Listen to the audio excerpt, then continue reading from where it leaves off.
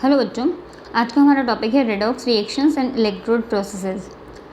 ये वाला एक्सपेरिमेंट हमने स्टार्टिंग में करा था इसी चैप्टर में, रेडॉक्स रिएक्शंस में ही, कि हमने जिंक रॉड ली थी, उसको कॉपर सल्फेट सॉल्यूशन में डाला था, तो सिंगल डिस्प्लेसमेंट रिएक्शन हुई थी because zinc is more reactive than copper. तो जिंक ने कॉपर सल्फेट में से कॉपर को डिस्प्लेस कर दिया था, तो zinc sulphate plus copper as products बने थे।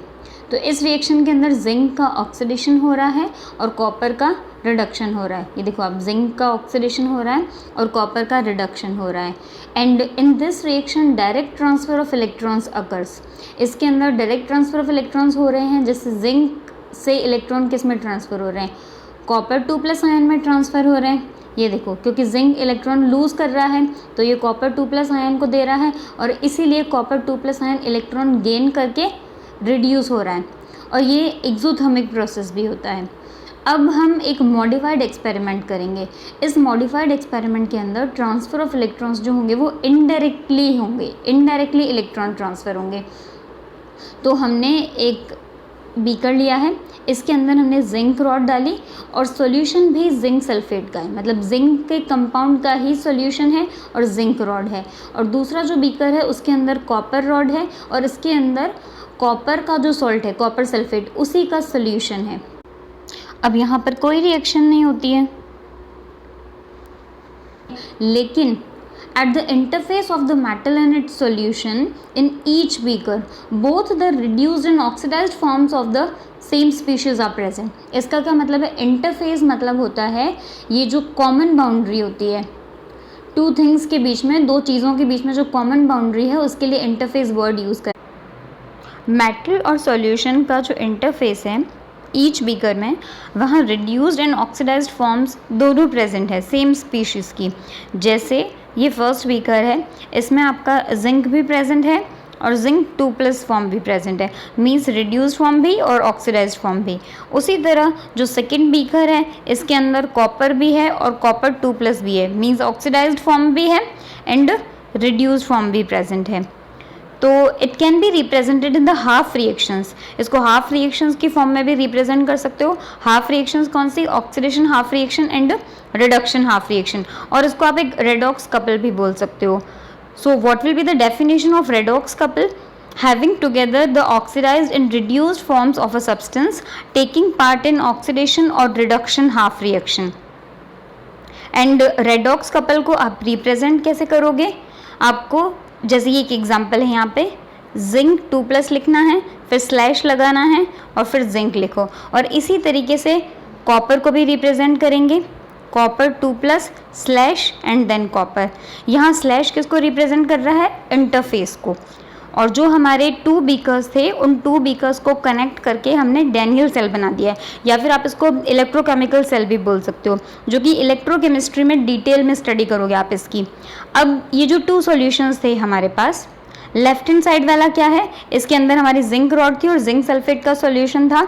इसके अंदर ऑक्सीडेशन हो रहा है और इसके अंदर जो रॉड थी उसको हमने एनोड बोला है।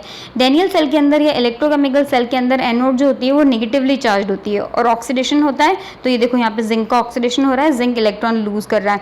और कैथोड जो है वो पॉजिटिवली चार्ज होती है। जो राइट हैंड साइड में हमारे पास कॉपर की इलेक्ट्रोड थी उसको हमने कैथोड बोल दिया है, जो कि पॉजिटिवली चार्ज है। इसके अंदर रिडक्शन हो रहा है। देखो, कॉपर इलेक्ट्रॉन गेन करके, कॉपर 2+ इलेक्ट्रॉन गेन करके कॉपर में कन्वर्ट हो रहा है। तो we can say that there are 2 solutions, they are connected by a salt bridge. Salt bridge क्या है? ये आपके 2 beakers हैं और इसके अंदर ये U shaped जो स्ट्रक्चर है, इन्वर्टेड U shaped जो स्ट्रक्चर है, इसको सॉल्ट ब्रिज बोलते हैं। इसके अंदर क्या होता है? पोटेशियम क्लोराइड और अमोनियम नाइट्रेट होता है, which is solidified by boiling with agar agar. Potassium chloride और अमोनियम नाइट्रेट को अगार अगार के साथ बॉयल करके सॉलिडिफाइड कर देते हैं, and then on cooling a jelly like substance is formed. तो इस यूट्यूब के अंदर ये फिल करा हुआ होता है। It provides an electric contact between these 2 solutions without allowing them to mix with each other. 2 solutions के बीच में इलेक्ट्रिक कॉन्टैक्ट प्रोवाइड करेगा और इसके थ्रू सॉल्यूशंस आपस में मिक्स भी नहीं हो पाएंगे। लेकिन जो हमारी जिंक और कॉपर रॉड्स थी यानी कि जो इलेक्ट्रोड्स थी उनको हमने मेटेलिक वायर से कनेक्ट करा है, और मेटेलिक वायर के बीच में आप अमीटर और स्विच भी लगा सकते हो। तो यहाँ हमने अमीटर तो नहीं लगाया है इस डायग्राम में, लेकिन आप यहाँ पर एक अमीटर भी लगा सकते हो और स्विच तो खैर है ही यहाँ पर इस डेनियल सेल के अंदर। एंड डेनियल सेल के अंदर या इलेक्ट्रोकेमिकल सेल के अंदर जब स्विच ऑफ है तब कोई रिएक्शन नहीं हो रही है, कोई करंट फ्लो नहीं हो रहा है, लेकिन जब स्विच ऑन करते हो आप तो इलेक्ट्रॉन्स प्रोड्यूस होते हैं। फर्स्ट पॉइंट हमने क्या डिस्क्राइब करा है इसमें, that electrons produced at the anode. Anode पे इलेक्ट्रॉन्स क्यों प्रोड्यूस होंगे, क्योंकि एनोड पे ऑक्सीडेशन होता है, लॉस ऑफ इलेक्ट्रॉन होता है, जिंक इलेक्ट्रॉन लूज करता है। Okay, so due to oxidation of zinc electron produce हो रहे हैं। The electron travel through the external circuit, external circuit कौन सा, मेटेलिक वायर। तो इलेक्ट्रॉन ट्रैवल करते हैं एक्सटर्नल सर्किट से, कहाँ तक, एनोड से कैथोड तक ट्रैवल करते हैं। And where these electrons reduce copper, यहाँ ये इलेक्ट्रॉन कॉपर का रिडक्शन कर रहे हैं, किस में, कैथोड के अंदर, क्योंकि एनोड से कैथोड की तरफ इलेक्ट्रॉन्स जा रहे हैं। ये देखो एनोड से कैथोड की तरफ जा रहे हैं क्योंकि एनोड पर ऑक्सीडेशन होता है, इलेक्ट्रॉन का लॉस होता है, तो एनोड से कैथोड की तरफ इलेक्ट्रॉन्स ट्रैवल कर रहे हैं, मूव कर रहे हैं इलेक्ट्रॉन्स। देन सेकेंड पॉइंट क्या है, the circuit is completed inside the cell.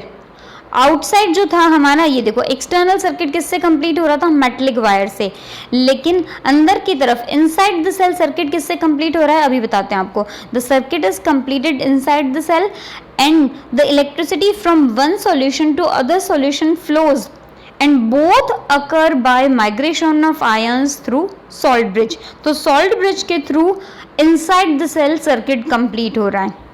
And third point क्या है इसके अंदर, direction of current is opposite to the direction of electron flow. ये देखो आप, इलेक्ट्रॉन्स जो है वो एनोड से कैथोड की तरफ जा रहे हैं, तो यहाँ जो करंट की डायरेक्शन होगी वो ये होगी, इलेक्ट्रॉन फ्लो के बिल्कुल ऑपोजिट। करंट फ्लो की डायरेक्शन जो होगी वो इलेक्ट्रॉन फ्लो के बिल्कुल ऑपोजिट होगी। Direction of current is opposite to the direction of electron flow. Then zinc and copper rods are called electrodes, तो हमने ये पहले ही बता दिया कि इनको आप इलेक्ट्रोड्स बोल सकते हो। Flow of current is possible. अब एक और पॉइंट है हमारे पास कि करंट का फ्लो कब पॉसिबल है, if there is a potential difference between the two electrodes. Two electrodes के बीच में अगर पोटेंशियल डिफरेंस होता है तभी करंट का फ्लो पॉसिबल है। तो अब इनके अंदर पोटेंशियल डिफरेंस किस तरीके से एक्सप्लेन करेंगे हम। नेक्स्ट पॉइंट है हमारा, the potential associated with each electrode is known as electrode potential. Each electrode का जो पोटेंशियल है उसको हम क्या बोलेंगे, इलेक्ट्रोड पोटेंशियल, और फिर उसका डिफरेंस देखेंगे हम।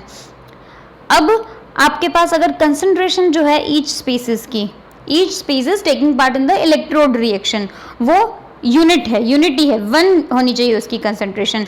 अगर गैसियस फॉर्म में आप यूज कर रहे हो तो उसका प्रेशर जो है वो 1 एटमॉस्फेरिक प्रेशर होना चाहिए। Reaction should occur at 25 degree Celsius. Temperature जो होना चाहिए वो 25 डिग्री सेल्सियस होना चाहिए या फिर 298 केल्विन होना चाहिए। Then the potential of each electrode is known as standard electrode potential. ये सारी कंडीशंस जब फुलफिल होती हैं तब इलेक्ट्रोड का जो पोटेंशियल होता है उसको बोलते हैं standard electrode potential, SEP। And bye convention the SEP of hydrogen electrode is 0.00 volt. हम हाइड्रोजन इलेक्ट्रोड के SEP को यानी स्टैंडर्ड इलेक्ट्रोड पोटेंशियल, जिसको E0 से रिप्रेजेंट करते हैं, वो बिल्कुल 0.00 वोल्ट अज्यूम करते हैं हम। Then the electrode potential value for each electrode process is a measure of the relative tendency of the active species to remain in the oxidized or reduced form। जैसे hydrogen electrode के SEP को हमने 0 ले लिया है, तो दूसरी जितनी भी इलेक्ट्रोड्स होंगी उनका इलेक्ट्रोड पोटेंशियल इस 0 के रिलेटिव में देखेंगे। देन इलेक्ट्रोड पोटेंशियल जो है हमारा स्टैंडर्ड इलेक्ट्रोड पोटेंशियल E0, वो नेगेटिव भी हो सकता है, पॉजिटिव भी हो सकता है, क्योंकि हाइड्रोजन का तो 0 कंसिडर कर रहे हैं हम। और अगर ये नेगेटिव होता है तो we can say that redox couple is stronger reducing agent than hydrogen couple, क्योंकि हाइड्रोजन का 0 अज्यूम करा है हमने। और अगर आपके पास पॉजिटिव E0 होता है, पॉजिटिव स्टैंडर्ड इलेक्ट्रोड पोटेंशियल होता है, then we can say that redox couple is a weaker reducing agent than the hydrogen couple. तो हाइड्रोजन से कंपेयर करके, हाइड्रोजन से रिलेट करके हम रिलेटिव टेंडेंसी के बेसिस पे ये दूसरी इलेक्ट्रोड्स के इलेक्ट्रोड पोटेंशियल निकालते हैं या बताते हैं। देखो बच्चों, ये टेबल मैंने एनसीईआरटी से ली है। स्टैंडर्ड इलेक्ट्रोड पोटेंशियल है 298 केल्विन पे। 298 केल्विन मीन्स रूम टेम्परेचर पे, 25 डिग्री सेल्सियस पे। तो इसमें स्टैंडर्ड इलेक्ट्रोड पोटेंशियल गिवन है, और स्टैंडर्ड इलेक्ट्रोड पोटेंशियल हम मेनली रिडक्शन पोटेंशियल से देखते हैं। तो सब में देखो ये इलेक्ट्रॉन एक्सेप्ट कर रहे हैं, तो ये रिडक्शन पोटेंशियल हुआ। फ्लोरीन का रिडक्शन पोटेंशियल मैक्सिमम होता है 2.87 वोल्ट, ठीक है, ये गिवन है आपका। अब आप इसमें देख रहे हो कि सबसे नीचे क्या दे रखा है, लिथियम। तो लिथियम का रिडक्शन पोटेंशियल नेगेटिव में होता है। इट मीन्स इसका ऑक्सीडेशन पोटेंशियल पॉजिटिव में होगा, तो इसका ऑक्सीडेशन बहुत इजीली होगा। अगर आप टॉप टू बॉटम आ रहे हो तो किसकी स्ट्रेंथ बढ़ रही है, ये देखो, increasing strength of reducing agent. Reducing agent की स्ट्रेंथ बढ़ रही है। इट मीन्स लिथियम जो होगा वो एक सबसे अच्छा रिड्यूसिंग एजेंट है। और जब आप नीचे से ऊपर की तरफ जा रहे हो, बॉटम से टॉप की तरफ जा रहे हो, तो क्या है यहाँ पर, increasing strength of oxidising agent, यानी ऑक्सीडाइजिंग एजेंट की स्ट्रेंथ इंक्रीज हो रही है। It means you can say fluorine जो है वो सबसे अच्छा ऑक्सीडाइजिंग एजेंट है।